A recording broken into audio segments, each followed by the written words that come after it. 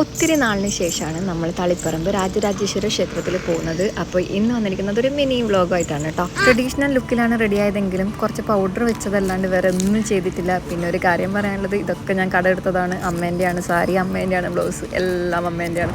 അപ്പോൾ ഈ ഒരു ലുക്ക് നിങ്ങൾക്ക് ഇഷ്ടപ്പെട്ടോ? പിന്നെ മനോഹരൻ്റെ നാട് കണികുന്നാണ്. പേര് പോലെ തന്നെ കംപ്ലീറ്റ് കുന്നും മലയൊക്കെ തന്നെയാണ്. കയറി അങ്ങ് ഉപ്പാടിളകി അങ്ങനെ പെട്ടെന്ന് ഒരു ഓട്ടോ കിട്ടി. അങ്ങനെ നമ്മൾ അമ്പലത്തിലെത്തിയിട്ടോ. കണ്ണൂർ ജില്ലയിൽ തന്നെ ഏറ്റവും ഫെമിലിയർ ആയിട്ടുള്ള ഒരു അമ്പലമാണ് ഈ ഒരു രാജരാജേശ്വര ക്ഷേത്രം. ഒരുപാട് ഐതിഹ്യങ്ങളും കാര്യങ്ങളൊക്കെ ഉണ്ട്. കുഞ്ഞു മക്കളെയൊന്നും കൊണ്ട് നമുക്ക് അമ്പലത്തിൻ്റെ ഉള്ളിൽ കയറാൻ വേണ്ടിയിട്ട് പറ്റൂല കേട്ടോ.